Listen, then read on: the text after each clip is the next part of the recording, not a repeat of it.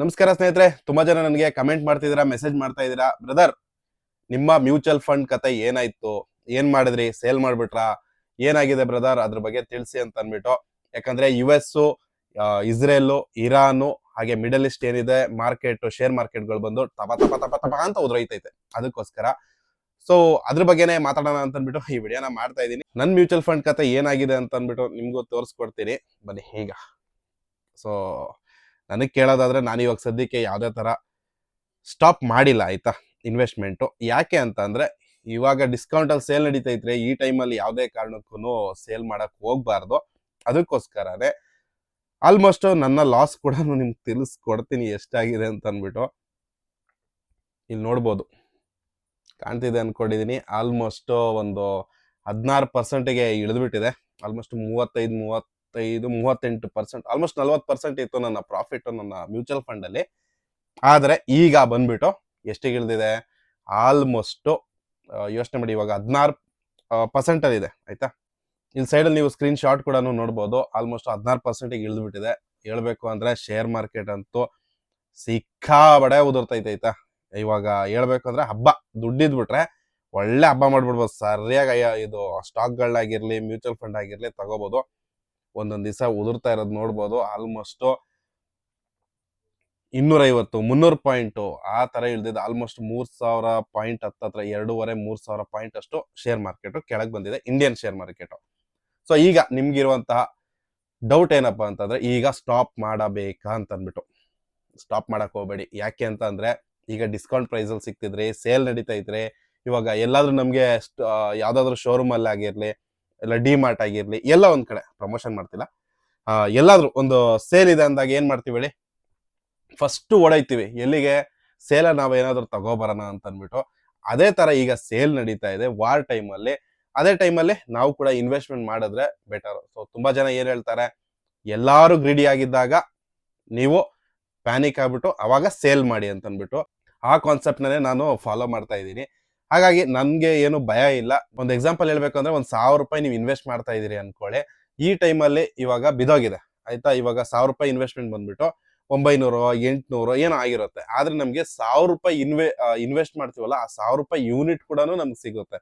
ಆಗ ಮಾರ್ಕೆಟ್ ಮೇಲೆ ಬಂದಾಗ ಅವಾಗ ಕೂಡ ಅಮೌಂಟ್ ನಾವೇನು ಇನ್ವೆಸ್ಟ್ಮೆಂಟ್ ಮಾಡಿರ್ತೀವಿ ಮೇಲೆ ಬರುತ್ತೆ. ಸಿಂಪಲ್ ಆಗಿ ಹೇಳ್ತಾ ಇದೀನಿ, ತುಂಬಾ ಟೆಕ್ನಿಕಲ್ ಆಗಿ ಹೇಳ್ಬಿಟ್ರೆ ಅದು ಸರಿ ಬರೋದಿಲ್ಲ. ಯಾಕಂದ್ರೆ ಅರ್ಥ ಆಗ್ಬೇಕಲ್ವಾ. ತುಂಬಾ ಸೂಟೀಸ್ ಬುಟೀಸ್ ಎಲ್ಲ ಹಾಕೊಂಡ್ಬಂದ್ಬಿಟ್ಟು ಹಂಗಾಯ್ತು ಹಿಂಗಾಯ್ತು ಹಂಗ್ ಮಾಡಿ ಅಂತ ಅದೆಲ್ಲ ಬೇಡ. ನನ್ಗೇನ್ ಮಾಡ್ತಾ ಇದೀನಿ, ನನ್ಗೇನ್ ಗೊತ್ತಿದೆ ಅದನ್ನೇ ತಿಳಿಸ್ತಾ ಇರೋದು ನಿಮ್ಗೆ.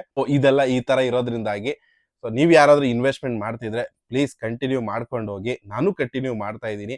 ಆಲ್ಮೋಸ್ಟ್ ನೀವು ನಂಬೋದಿಲ್ಲ, ಕಳೆದ 3 ತಿಂಗಳಲ್ಲಿ ಆಯ್ತಾ, 3-4 ತಿಂಗಳಿಂದ ಇಂಡಿಯನ್ ಮಾರ್ಕೆಟ್ ಒಂದ್ ಲೆಕ್ಕದಲ್ಲಿ ಕನ್ಸಲ್ಟೇಷನ್ ಅಲ್ಲೇ ಇತ್ತು, ಹಾಗೆ ಒಂದೇ ಲೆವೆಲ್ ಅಲ್ಲಿ ಇತ್ತು. ಕೆಲವೊಂದು ಸ್ಟಾಕ್ ಮೇಲೆ ಹೋಗೋದು, ಕೆಲವೊಂದು ಕೆಳಗೆ ಬರೋದು. ಹಂಗಾಗಿ ಏನಾಗ್ತಿತ್ತು ಅಂತಂದ್ರೆ, ನಾನ್ ಹಾಕಿರುವಂತಹ ಮ್ಯೂಚುವಲ್ ಫಂಡ್ ಅಲ್ಲಿ ಬಂದ್ಬಿಟ್ಟು ಸ್ಲೋ ಆಗಿ ಡೌನ್ ಡೌನ್ ಡೌನ್ ಡೌನ್ ಆಗಿ ಬಂದಿದೆ. ಡೌನ್ ಆಗಿ ಬಂದಿರೋದಕ್ಕೆ ಏನಾಯ್ತು ಅಂತಂದ್ರೆ, ಆಲ್ಮೋಸ್ಟ್ 40-42% ಇತ್ತು ನನ್ನ ಇನ್ವೆಸ್ಟ್ಮೆಂಟ್ ಆಯ್ತಾ. ಅಂದ್ರೆ ನನಗೆ ಗ್ರೋತ್ ಸಿಕ್ಕಿದ್ದು 40-42% ನನಗೆ ಎಕ್ಸ್ಟ್ರಾ ನಾನು ಏನ್ ಇನ್ವೆಸ್ಟ್ಮೆಂಟ್ ಮಾಡಿದೆ ಆ ಅಮೌಂಟಿಗೆ ಸಿಕ್ಕಿದ್ದು ರಿಟರ್ನ್ಸ್. ಬಟ್ ಏನಂತಂದ್ರೆ ಈಗ ಬಂದ್ಬಿಟ್ಟು 16% ಬಂದ್ಬಿಟ್ಟಿದೆ. 16% ಅಂತಂದ್ರೆ ಯೋಚನೆ ಮಾಡಿ, ಅಲ್ಲಿಗೆ ಆಲ್ಮೋಸ್ಟ್ 28-30% ಅಷ್ಟು ಡೌನ್ ಬಂದಿದೆ. ಹೀಗಿರೋದ್ರಿಂದಾಗಿ ಸೇಲ್ ನಡೀತಾ ಇರೋದ್ರಿಂದಾಗಿ ಯಾವತ್ತೂ ಫಾಲು ಡೌನು ಅಂತ ಎಲ್ಲ ಹೇಳಕ್ ಹೋಗ್ಬಿಡಿ ಆಯ್ತಾ. ಅವೆಲ್ಲ ಟೆಕ್ನಿಕಲ್, ಸೂಟೀಸ್ ಬುಟೀಸ್ ಹಾಕೊಂಡ್ ಬರ್ತಾರಲ್ಲ ಅವ್ರಿಗದು. ಇವಾಗ ನಮ್ ಲೆಕ್ಕದಲ್ಲಿ ಹೇಳ್ಬೇಕು ಅಂದ್ರೆ ಲೋಕಲ್ ಭಾಷೆನಲ್ಲಿ ಈಗ ಸೇಲ್ ನಡೀತಾ ಇದೆ. ಸೇಲ್ ನಡಿಬೇಕಾದ್ರೆ ಇನ್ವೆಸ್ಟ್ಮೆಂಟ್ ಮಾಡಿ. ಇವಾಗ ಅನ್ಕೋಬಹುದು, ಏ ಅಪ್ಪ ಎಲ್ಲಾ ಕಡೆ ಬೀಳ್ತೈತೆ, ಕೆಳಗೋಯ್ತೈತೆ, ಏನ್ ಮಾಡೋದು ಅಂತ ಅನ್ಬಿಟ್ಟು. ಸೊ ಯಾವಾಗ್ಲೇ ನೀವು ಹಿಸ್ಟ್ರಿ ತಗೊಂಡ್ ನೋಡ್ಕೊಳ್ಳಿ ಆಯ್ತಾ. ಯಾವುದೇ ಒಂದು ಹಿಸ್ಟ್ರಿ ತಗೊಂಡ್ ನೋಡ್ಕೊಳ್ಳಿ. ಈ ವಾರ ಏನ್ ಕಂಟಿನ್ಯೂ ಆಗಿ 5 ವರ್ಷ 10 ವರ್ಷ ಏನ್ ನಡೆಯೋದಿಲ್ಲ.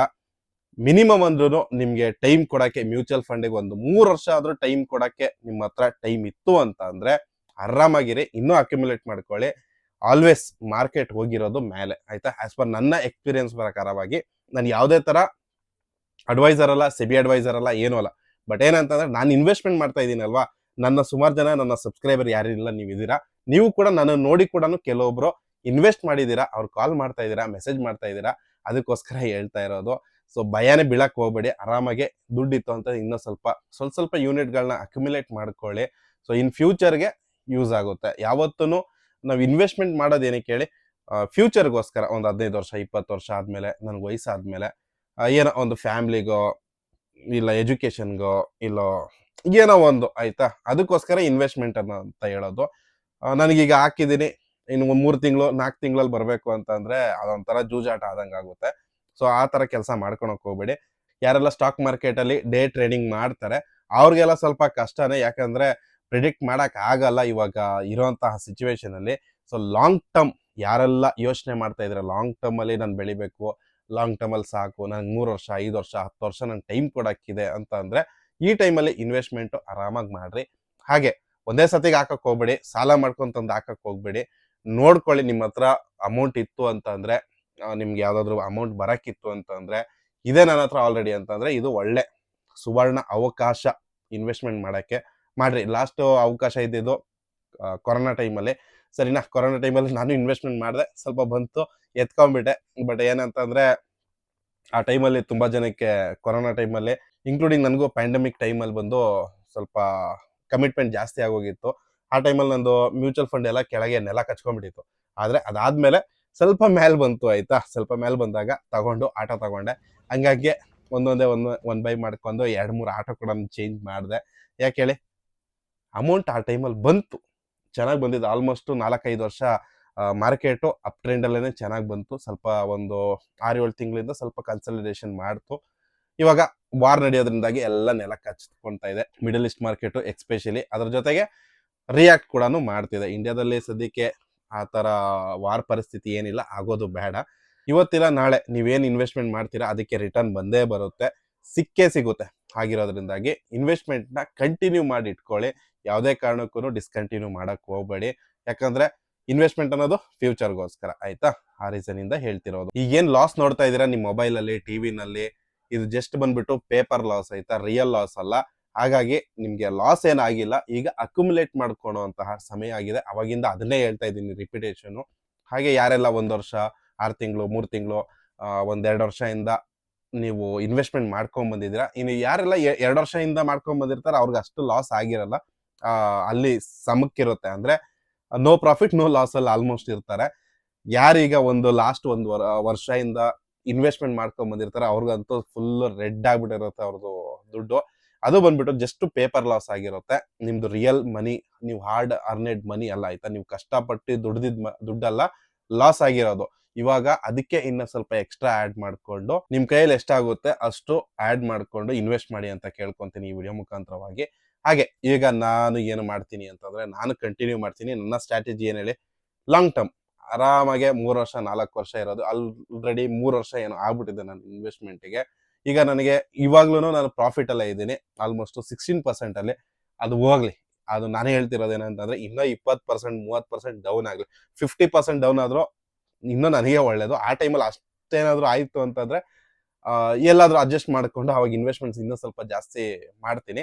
ಇದೆಲ್ಲ ಬಂದು ಸುವರ್ಣ ಅವಕಾಶ, ಡಿಸ್ಕೌಂಟ್ ಅಲ್ಲಿ ನಡೀತಾ ಇದ್ದಾಗ ತಗೋಬಿಡ್ಬೇಕು. ಈ ತರ ಪ್ಯಾನಿಕ್ ಸಿಚುವೇಶನ್ ಅಲ್ಲಿ ತಗೋಬಿಟ್ರೆ, ಮ್ಯೂಚುವಲ್ ಫಂಡ್ ಮಾಡ್ತಾ ಇದ್ದೀರಾ ನೀವೆಲ್ಲರೂ ಕಂಟಿನ್ಯೂ ಮಾಡಿ, ನಾನು ಕೂಡ ಕಂಟಿನ್ಯೂ ಮಾಡ್ತಾ ಇದ್ದೀನಿ. ನನಗೂ ಅನ್ಸುತ್ತೆ, ಅಯ್ಯಯ್ಯೋ ನಾನು 50,000 70,000 80,000 ಇತ್ತಲ್ಲಪ್ಪ, ಅದನ್ನ ವಿಡ್ರಾ ಮಾಡಿಬಿಟ್ರೆ ಚೆನ್ನಾಗಿರೋದಲ್ಲಪ್ಪ, ಇವಾಗ ಬಂದ್ಬಿಟ್ಟು ಇಷ್ಟ ಆಗ್ಬಿಟ್ಟೈತಲ್ಲಪ್ಪ ಅಂತ ನನಗೂ ಅನಿಸುತ್ತೆ. ಬಟ್ ಏನಂತಂದ್ರೆ ಕಂಟ್ರೋಲ್ ಕಂಟ್ರೋಲ್ ಕಂಟ್ರೋಲ್ ಆಯ್ತಾ, ಕಂಟ್ರೋಲ್ ಮಾಡ್ಕೊಂಡು ನಾನು ಇನ್ವೆಸ್ಟ್ಮೆಂಟ್ನ ಕಂಟಿನ್ಯೂ ಮಾಡ್ತಾ ಇದ್ದೀನಿ. ಅದೇ ನನ್ನ ಸ್ಟ್ರಾಟಜಿ ಇರೋದು. ನಿಮ್ಮ ಸ್ಟ್ರಾಟಜಿ ಕೂಡ ಅದೇ ಇರಲಿ. ಇದು ಬಂದು ಸ್ನೇಹಿತರೆ ನನ್ನ ಅನುಭವದ ಅನಿಸಿಕೆ ನಿಮ್ ಜೊತೆಗೆ ಹಂಚ್ಕೊಂಡಿದ್ದೀನಿ. ಆಗ್ಲೇ ಹೇಳ್ದಂಗೆ ನಾನು ಯಾವುದೇ ತರ ಸೆಬಿ ರಿಜಿಸ್ಟರ್ಡ್ ಅಲ್ಲ, ಅಥವಾ ನಾನು ಯಾವುದೇ ತರ ಫೈನಾನ್ಷಿಯಲ್ ಅಡ್ವೈಸರ್ ಕೂಡ ಅಲ್ಲ. ನನ್ನ ಸ್ಟ್ರಾಟಜಿ ಏನಿದೆ ಅದು ನಿಮ್ ಜೊತೆಗೆ ಹಂಚ್ಕೊಂಡಿದ್ದೀನಿ. ಯಾವುದೇ ಕಾರಣಕ್ಕೂ ನಿಮ್ಮ SIP ಮ್ಯೂಚುವಲ್ ಫಂಡ್ ನ ಡಿಲೀಟ್ ಮಾಡಕ್ ಹೋಗ್ಬೇಡಿ, ಸ್ಟಾಪ್ ಮಾಡಕ್ ಹೋಗ್ಬೇಡಿ, ಕಂಟಿನ್ಯೂ ಮಾಡಿ. ಅದನ್ನೇ ನಾನು ಕೂಡ ಕಂಟಿನ್ಯೂ ಮಾಡ್ತಾ ಇದ್ದೀನಿ. ನೋಡೋಣ ಏನಾಗುತ್ತೆ ಅಂತ ಅಂದ್ಬಿಟ್ಟು, ಯಾಕಂದ್ರೆ ರಿಸ್ಕ್ ತಗೊಂಡ್ರೆ ಇಸ್ಕ್ ಇರೋದು ಅಂತ ಹೇಳ್ತಾರೆ. ಇಲ್ಲಿಗೆ ಈ ವಿಡಿಯೋ ಮುಗಿಸ್ತಾ ಇದ್ದೀನಿ. ವಿಡಿಯೋ ಹೇಗಿತ್ತು ಅಂತ ತಿಳಿಸಿ. ಇಷ್ಟ ಆದ್ರೆ ಕೂಡಲೇ ಲೈಕ್ ಸಬ್ಸ್ಕ್ರೈಬ್ ಮಾಡ್ಕೊಂಡು ಸಪೋರ್ಟ್ ಮಾಡಿ ಈ ನಿಮ್ಮ ಬ್ರದರ್ನ ಅಂತ ಕೇಳ್ಕೊಂತೀನಿ. ನಿಮ್ಮ ಅನಿಸಿಕೆ ಕೂಡ ಕಮೆಂಟ್ ಅಲ್ಲಿ ತಿಳಿಸಿ. ಎಲ್ಲರಿಗೂ ನಮಸ್ಕಾರ.